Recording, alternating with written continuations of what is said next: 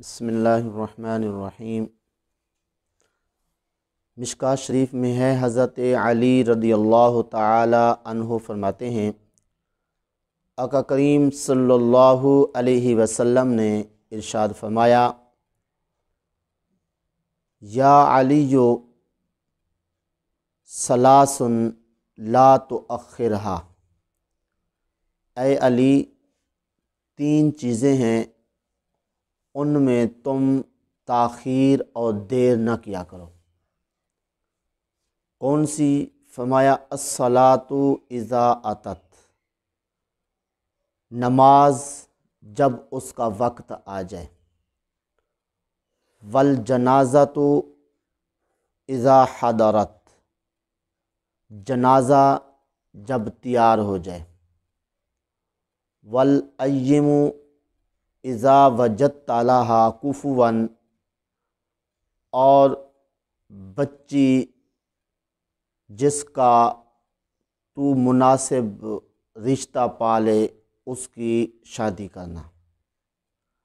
تو اس حدیث پاک میں ہمارے آقا کریم صلی اللہ علیہ وسلم نے تین کاموں کے اندر جلدی کرنے کا فرمایا اور دیر کرنے سے منع فرمایا۔ ایک تو فرمایا کہ جب نماز کا وقت ہو جائے، ایک ہے نماز کا وقت کے اندر جائز ہونا، ایک ہے مستحب وقت کے اندر پڑھنا۔ تو نماز کو مستحب وقت کے اندر پڑھنا جو ہے، اس کے اندر تاخیر نہیں کرنی چاہیے کہ مستحب وقت کے اندر ہی اسے پڑھتے رہنے کی کوشش کرنی چاہیے۔ اور ایک ہوتا ہے جماعت کے اندر تاخیر کرنا، کہ جماعت جب ہوتی ہو، کوئی آدمی اس لیے دیر کرے کہ میں ذرا دیر سے جاؤں گا اور اس طرح رکعتیں لمبی ہوتی ہیں، میں جا کے رکوع میں شامل ہو جاؤں گا، تو ایسا کرنا منافقت کی علامت ہے کہ منافق جو ہیں وہ سست ہو کے کھڑے ہوتے ہیں نماز کے لیے۔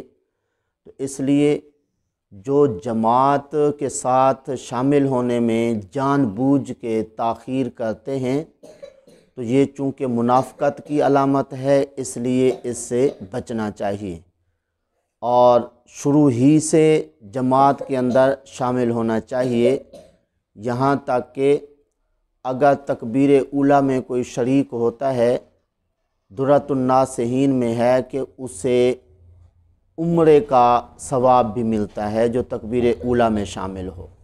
تو اس لیے تکبیر اولیٰ میں شامل ہونے کی کوشش کرنی چاہیے اور جان بوجھ کے جماعت میں بھی سستی نہیں کرنی چاہیے، اور خصوصاً جب اکیلے بھی نماز پڑھتے ہوں تو نماز کے اندر جب مستحب وقت آ جائے اس کے اندر تاخیر نہ کی جائے۔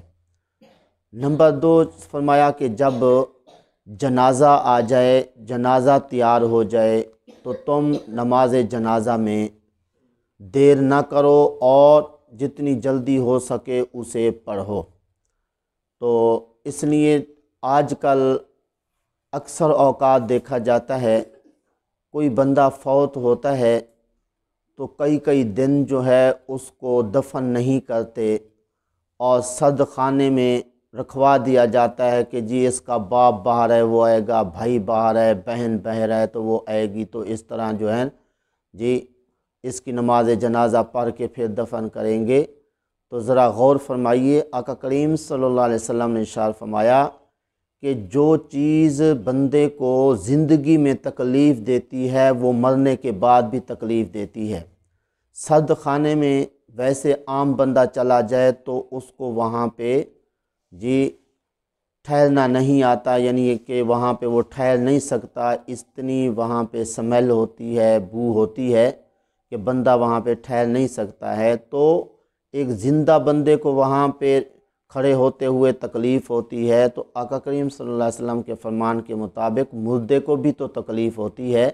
تو اس لیے صد خانے میں رکھوانے کی بجائے جتنی جلدی ہو سکے اسے اس کے منزل مقصود تک پہنچایا جائے، اور خصوصاً جب نماز جنازہ کے لیے جنازہ آ جائے تو نماز جنازہ میں جلدی کرنی چاہیے، یہاں تک کہ اگر مکروہ وقت بھی ہو تو جنازہ آ جائے تو نماز جنازہ پڑھنے کا حکم ہے کہ اسے فوری طور پہ جو ہے نماز جنازہ پڑھ کے لے جایا جائے، اور اس طرح نماز جنازہ میں مکروہ وقت جب ہو اس میں بھی تاخیر نہیں کرنی چاہیے کہ مکروہ وقت میں بھی پڑھ لینا چاہیے۔ ہاں، ممنوع اس وقت ہے کہ جب جان کے دیر کی جائے اور مکروہ وقت آ جائے تو وہ ممنوع ہے، لیکن اگر مکروہ وقت کے صورت میں اگر آ جائے جنازہ تو اس صورت میں اسے فوری طور پہ پڑھ لینا چاہیے۔ اور کچھ لوگ نماز جنازہ میں بھی سستی فرماتے ہیں کہ چلیں جی یہ اتنے لوگ ہیں پڑھ لیں گے، لیکن جب جنازہ آ جائے چونکہ وہ مسلمان ہے اس کا دوسرے مسلمانوں پہ حق ہے کہ اس کی نماز جنازہ پڑھیں۔ تو نماز جنازہ پڑھنے کی صورت میں کیا ثواب ہوتا ہے؟ ایک قرات کا ثواب ملتا ہے۔ ایک قرات کتنا ہوتا ہے؟ احد پہاڑ کے برابر وزنی نیکیاں یعنی نماز جنازہ پڑھنے کی صورت میں ملتی ہیں۔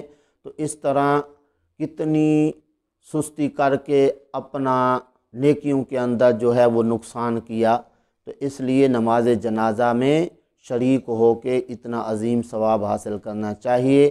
خصوصاً نماز جنازہ میں تاخیر نہیں کرنی چاہیے جب جنازہ آ جائے، جنازہ تیار ہو جائے۔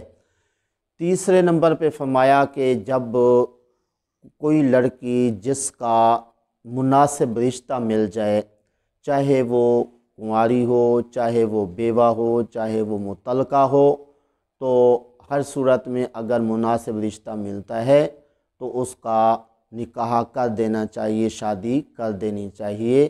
بعض اوقات لوگ کہتے ہیں کہ جی چونکہ اس کی ملکیت میں اتنا سارا مال ہے تو اگر آگے شادی کر دی تو یہ سارا مال وہاں چلا جائے گا، ہم تو ویسے کے ویسے رہ جائیں گے۔